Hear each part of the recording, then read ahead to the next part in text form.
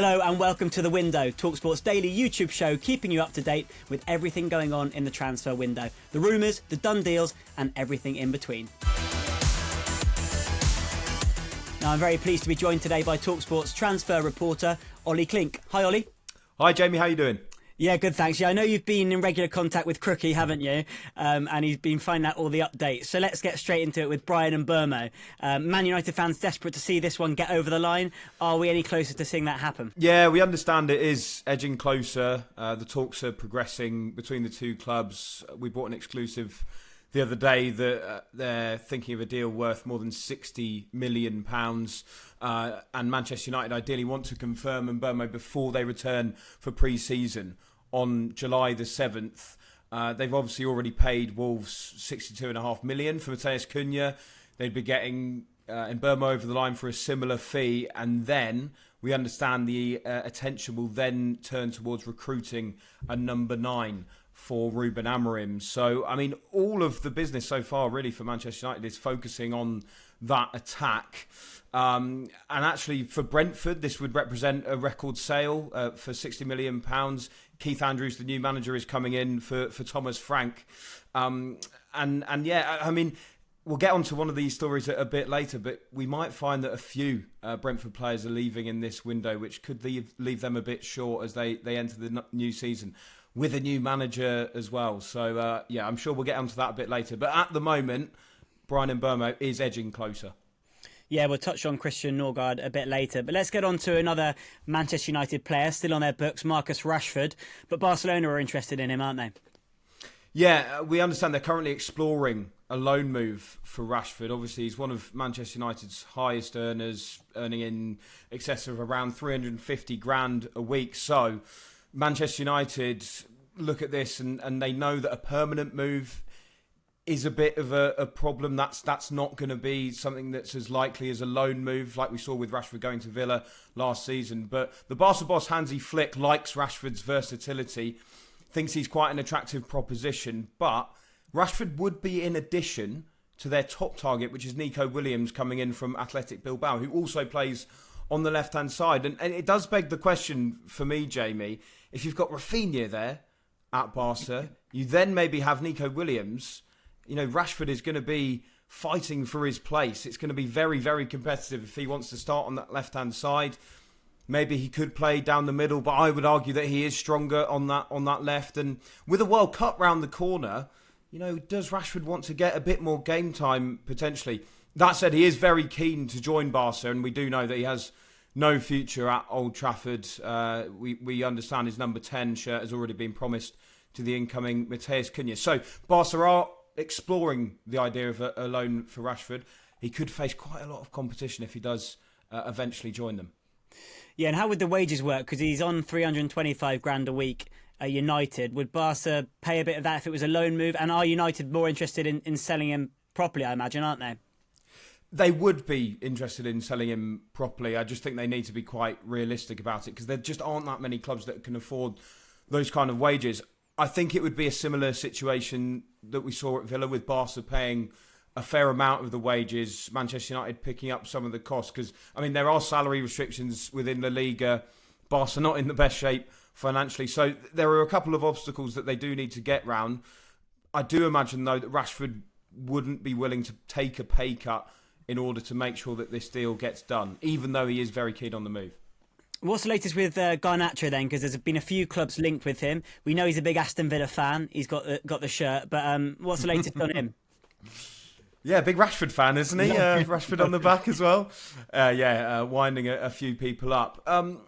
There were links with Garnacho and Chelsea. We do know that Chelsea like Garnacho, but their main target on the left wing is Jamie Gittens from Dortmund, who they've submitted a third bid for. I'll give you some more detail on that in a moment. But they want to get Gittens over the line.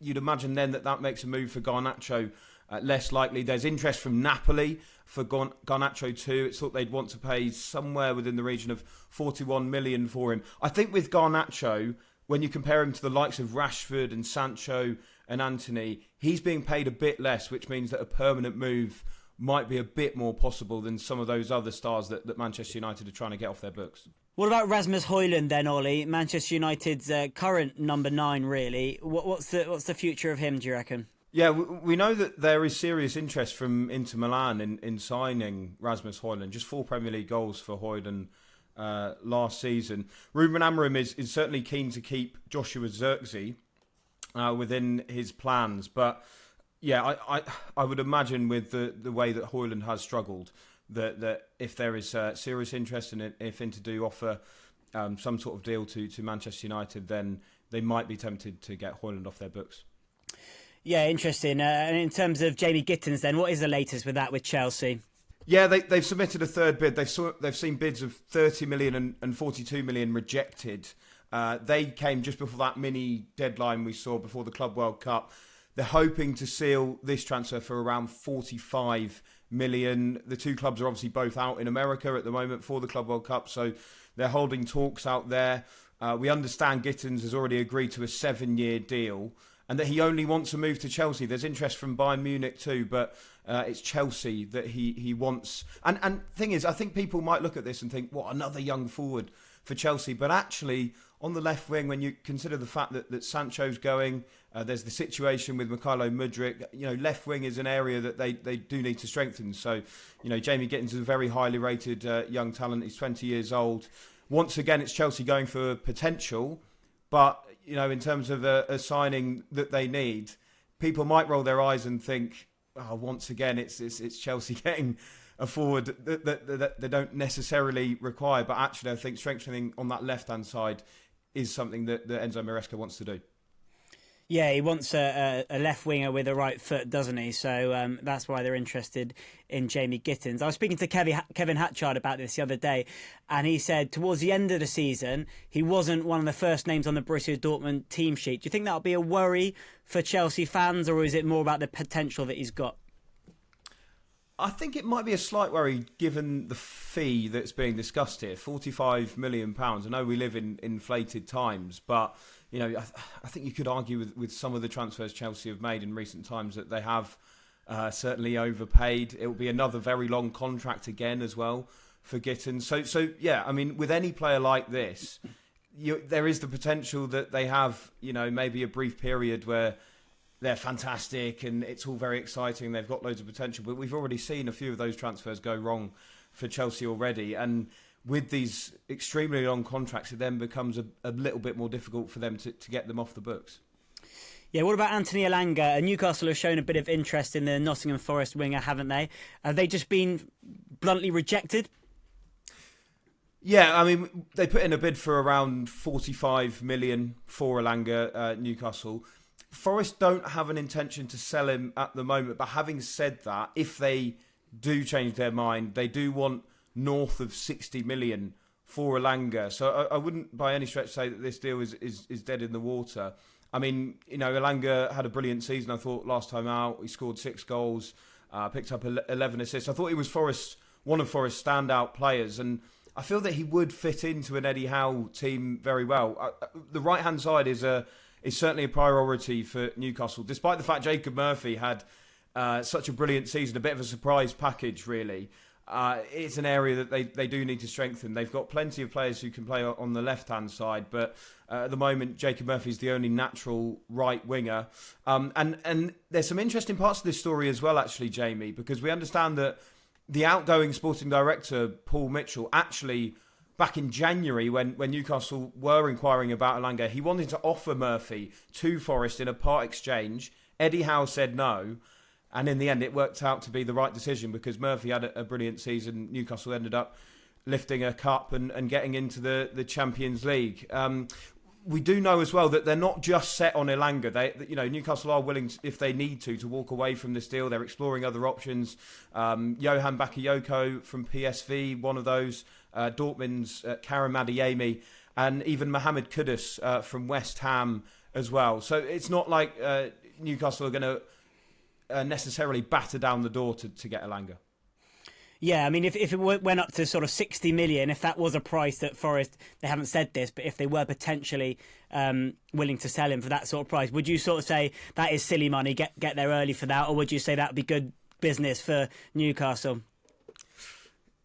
I think that with Elanga, the initial bid of 45 million, I would argue seems a bit fairer. But I can understand Forest holding out for a bit more money for Elanga, given how key he was to their success last season. Listen, you might be slightly overpaying, but you've got to remember, if Elanga does join, he's joining up with his Swedish international teammate in Alexander Isak. Willa Sula is also there.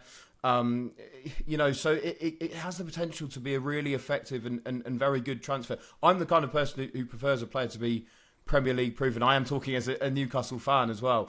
I prefer a player to be Premier League proven, and I think Elanga, showed last season that he has the capability to improve, and that 60 million would be a significant investment, but it might pay off for Newcastle too.